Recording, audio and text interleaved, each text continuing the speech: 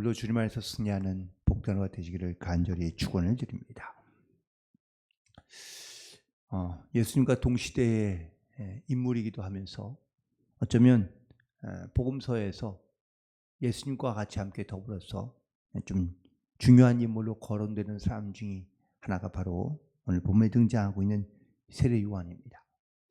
세례 요한이 등장할 당시에 아주 이 세례 요한의 등장은 당시 아주 많은 사람들 가운데 영적인 센세이션을 일으킬 만큼 그에게 나아가 하나님의 말씀을 듣기도 하고 또한 그의 말씀 가운데 깨닫고 찔림을 받고 회개하기도 하고 또 심지어 그에게 세례를 받고 많은 사람들이 이 세례 요한을 존경하고 동시에 또한 하나님의 선지자로서 인정하며 그리고 두려워했던 것을 보게 됩니다.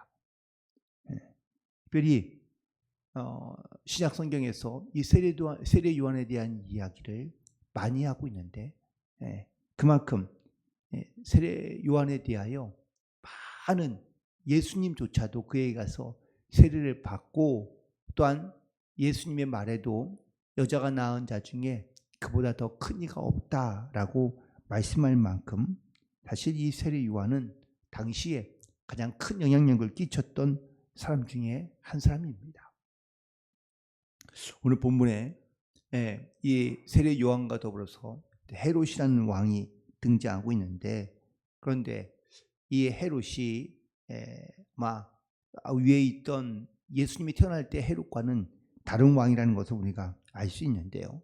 아무튼 이 헤롯이 그의 동생인 바로 이복 동생인 자기의 동생의 아내를 그가 서로 눈이 맞아 취하게 됩니다.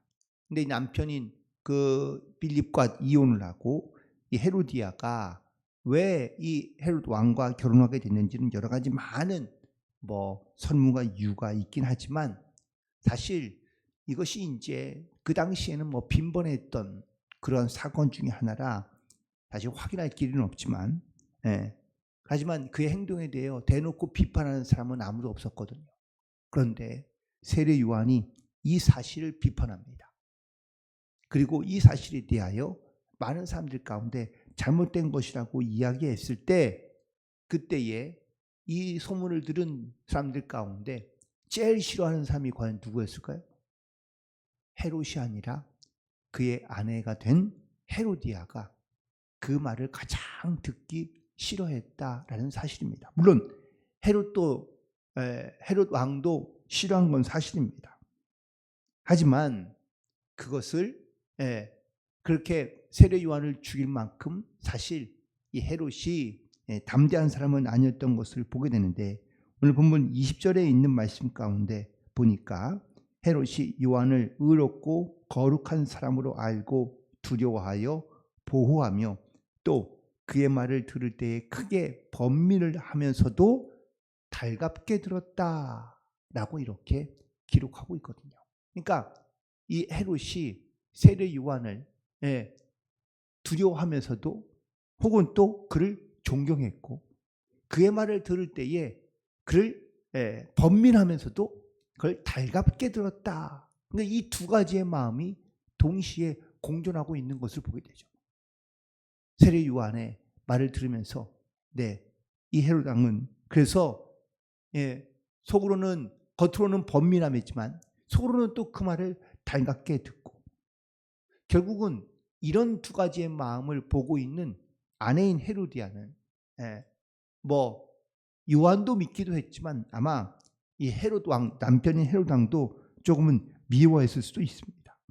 19절에 있는 말씀을 다시 돌아가 보면 헤로디아가 요한을 원수로 여겨 죽이고자 하였으되 하지 못하고 있는 이유는 헤롯이 이렇게 세례 요한을 두려워하면서도 존경하고 또 그의 말을 번민하면서도 즐겁게 여기는 이런 모습에 어쩔 수가 없었기 때문이죠. 그러다가 결국 하나의 사건이 등장하게 되는데 바로 헤롯의 생일날 그게 바로 조카이면서 동시에 딸이 된 이 헤로디아의 딸이 춤춘 사건 때문입니다. 그런데 사실 이 일이 매우 흔치 않은 사건입니다. 보면은 22절에 있는 말씀 가운데 보면은 헤로디아의 딸이 친히 들어와 춤을 추었다라고 기록하고 있는데 당시에 공주가 춤추는 일은 거의 없었습니다. 그냥 춤꾼이나 무희들이 춤을 추어서 잔치의 흥을 돋구는 일은 있었지만 왕족이 공주가 이렇게 춤을 직접 추는 일은 흔치 않은 일이고 이건 거의 있지 않는 일인데, 그런데 이 헤로디아가 자기의 딸을 훈련시키고 연습시켜 특별한 의도와 목적을 가지고 이 헤롯 왕의 생일날 자기의 딸을 춤추게 한 것이죠. 그러니까 흔치 않는 이 공주의 춤을 본 헤롯과 또한 초청받은 수많은 사람들이 아주 기쁘게 여겼다고 말합니다. 그렇죠. 보기 힘든 일을 보니 혹은 또 쉽지 않은 장면을 보니 모두가 다 기분이 좋았고 즐거웠던 겁니다. 그중에서 가장 기분이 좋은 사람은 헤롯 왕이었던 거죠. 자기를 위해 생일을 위해 춤추는 그런 딸의 모습을 보면서 너무나 기분이 좋아진 이 헤롯이 이 딸을 불러다가 네가 원하는 건 내가 다 주마, 다 해주마 라고 이렇게 이야기를 한 거고, 그리고 또 이 딸은 그 이야기를 듣고 얼른 엄마에게로 달려가서 내가 무엇을 구하면 좋을까요? 라고 이렇게 물어보게 됩니다. 드디어 헤로디아는 이 말을 듣고 세례 요한의 머리를 달라고 해라 라고 얘기했고, 결국은 헤롯은 자기의 한 말을 지키기 위하여 원치 않는 일을 할 수밖에 없었는 것이 이것이 바로 헤롯의 모습인 것을 보게 됩니다. 자, 그렇다면 중요한 것은 오늘의 이 역사적인 사건의 이야기를 왜 이렇게 자세하게 기록했느냐라는 겁니다. 성경에 많은 사람들의, 예수님 말고 많은 사람들의 인물들의 이야기가 등장하는데 이 세례 요한만큼 이렇게 자세하게 구체적으로 기록한 사람은 없습니다. 빌라도의 이야기도 등장하고 다른 사람들의 이야기도 등종 등장하긴 하지만 이 세례 요한의 이야기처럼 아주 이렇게 탄생부터, 그러니까 그의 어떤 태어난 사건부터 그 죽음에 이르기까지 이렇게 한 사람의 이야기를 이렇게 구체적으로 기록한 그런 사람은 없는데, 왜 이렇게 세례 요한의 이야기를 구체적으로 언급했을까? 첫 번째 이유는 바로 추종자들이 그만큼 많았다라는 사실입니다. 그러니까 예수님이 오시기 전에 수많은 사람들이 이 세례 요한을 선지자로 여겼고, 또 심지어 어떤 사람은 세례 요한을 메시아로 여기는 사람들도 있었거든요. 그래서 다 모든 사람이 그에게 나아가 세례도 받고 혹은 또 회개했던 이런 모습들이 많이 있습니다.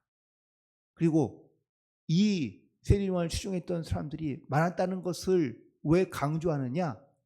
초대교회 안에 이 세례 요한을 따르는 수많은 사람들이 이 초대교회 안에도 많이 남아 있었다라는 사실인 것이죠.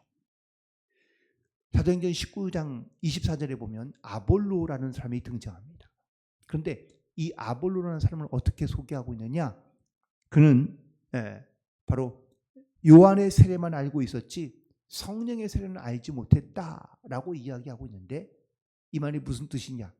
아볼로라는 사람이 바로 세례 요한의 파였다, 혹은 세례 요한을 추종하던 사람이었다라는 것을 이야기하고 있는 겁니다. 또 요한복음 1장에서 보면 세례 요한이 예수님이 가시는 세례를 베풀고 난 다음에 예수님이 가시는 모습을 보고 하나님의 어린 양이다라고 이야기하자 그를 따르는 많은 제자들이 예수님께로 돌아갔던 이야기도 기록되어져 있습니다. 이처럼 초대교회 안에 많은 수많은 사람들 가운데 이 세례 요한을 따르는 사람들이 전향해서 예수님을 믿고 예수님을 따르는 사람들이 많이 있었다라는 사실이고요. 그리고 두 번째, 또 다른 더 중요한 이유는 바로 세례 요한의 이야기를 이야기하면서 그를 바로 예수님이 오신 길을 예비하는 광야에서 외치는 자, 즉 하나님의 선지자로 인정하고 있다라는 사실입니다. 특별히 이 세례 요한의 탄생부터 죽음까지에 있는 모습을 보면서 예수님과 매우 흡사하게 닮아 있는 그런 모습을 보게 됩니다. 사실 우리가 예수님의 이름과 세례 요한, 이 요한의 이름이 좀 많이 다른 것처럼 얘기하지만 사실 히브리적 언어의 어떤 이런 의미로 본다면 예수님과 그리고 요한의 이름이 매우 그 의미가 근원이 처음부터 비슷하다는 것을 사실은 강조하고 있는데 그만큼 세례 요한과 그리고 예수님의 이 행적과 모습이 매우 닮아 있다라는 사실입니다.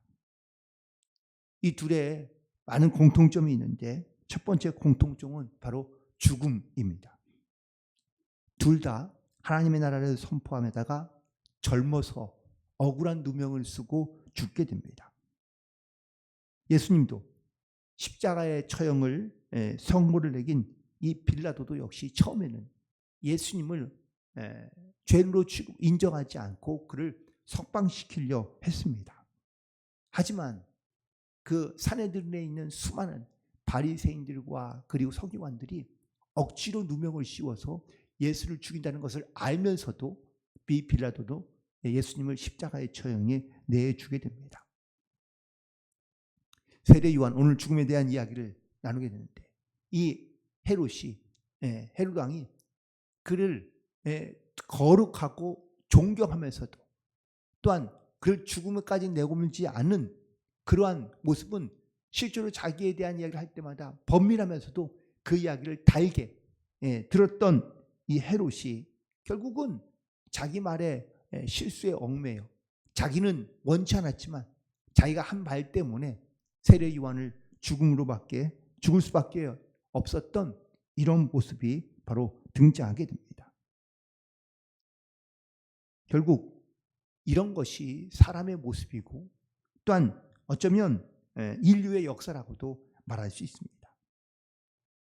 지금까지 우리가 살아오면서 수많은 우리의 모습뿐만 아니라 어떤 세상의 역사 가운데 가만히 보면 우리가 옳은 것 혹은 또 우리가 옳지 않은 것을 우리가 분별하며 살아갈 수 있는 지혜도 있고 또한 믿음도 있지만 때로는 우리가 어쩔 수 없이 이런저런 어떤 상황과 핑계 때문에 우리가 하나님의 말씀을 멀리하고 우리가 스스로 자기 말 가운데 혹은 자기 생각 가운데 어떤 상황 가운데 빠져 우리가 죄를 선택하거나 악한 일을 선택하며 살아갈 때가 많이 있다는 겁니다.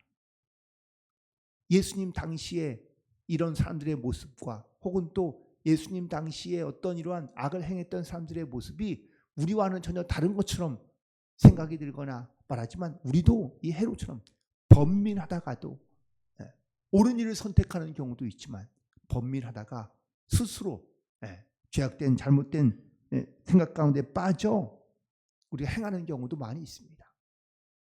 또 하나 다른 삶의 모습은 바로 그 역사를 바라보고 또한 그런 행한 일을 바라봤던 수많은 사람들의 모습입니다. 예수님의 세례 요한의 등장을 통하여 많은 사람들이 마음의 찔림도 받고 회개도 받고 세례도 받습니다. 예수님이 행하시는 놀라운 기적과 이적을 보면서 그들은 예수님이 하나님의 아들인 것을 알기도 하고 또한 믿기도 하고 예수님을 따랐습니다. 하지만 결정적인 순간에는 예수님이 십자가에 달려 죽을 때나 아니면 붙잡혀 고난을 당할 때에도 수많은 사람들이 심지어 제자들도 다 예수님을 버리고 떠나갑니다. 번민하면서 고민하면서 베드로도 예수님을 3번이나 부인한 것을 보게 됩니다. 이유는 뭐죠? 현실적인 내 문제 앞에 닥치게 되면 그러면 예수님을 버리기도 하고 인정하지 않고 혹은 또 그냥 무관심으로 지나치게 된다라는 사실입니다. 오늘 세례 요한의 이야기를 듣고 수많은 사람들이 세례 요한이 감옥에 갇히게 되자 물론 안타까운 생각을 하는 사람들이 많이 있겠죠.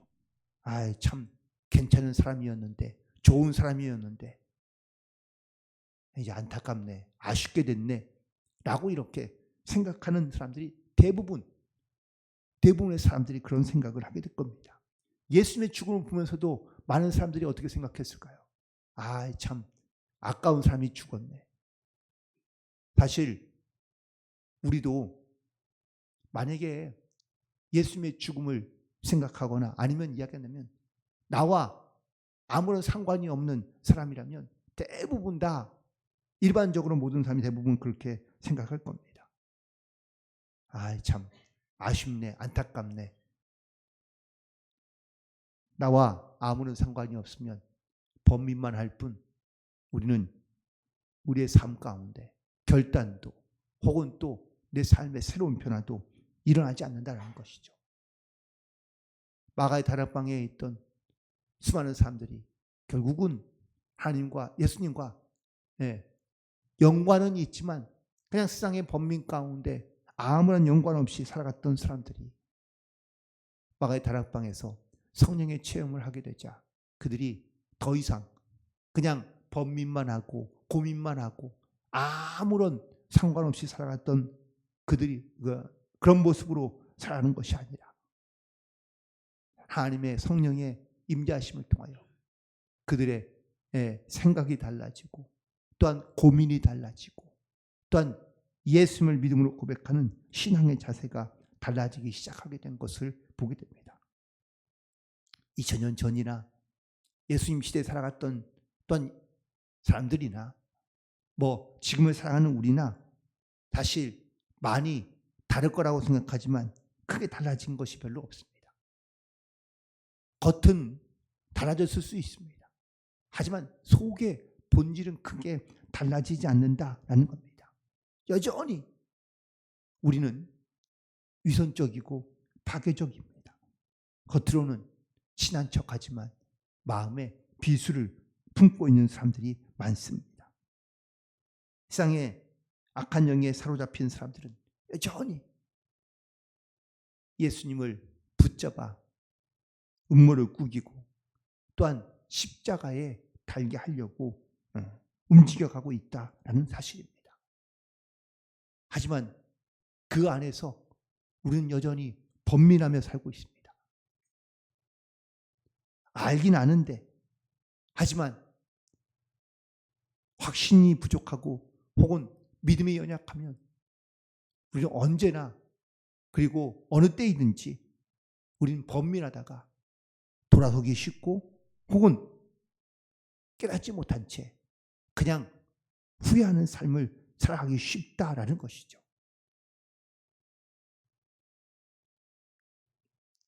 오늘 본문에서 어떤 주제 말씀의 내용이 이 범민만 한 결과는 결국은 세례 요한을 죽이게 한 헤롯의 마음을 보게 합니다.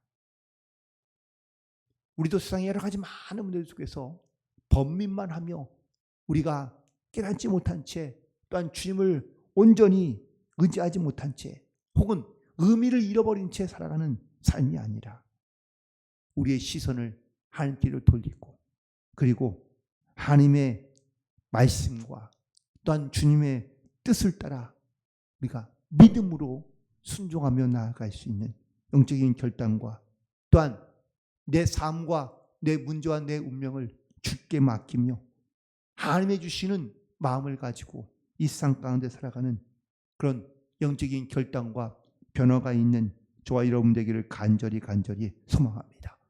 주님께서 우리 가운데 오시고 우리를 살리시며 우리를 영원한 죽음으로부터 영원한 생명으로 우리를 변화시키고 또한 구원해 주신 줄 믿습니다. 우리가 이 확실한 믿음의 고백을 가지고 우리 세상에서 지금도 여전히 그냥 범민만 하며 살아가는 것이 아니라 하나님의 구원과 그 은혜에 결단하며 순종하며 그 복음의 증인으로 담대히 살아가는 믿음의 증인들이 되는 저와 여러분이 되기를 주님의 이름으로 간절히 축원을 드립니다. 기도하시겠습니다. 하나님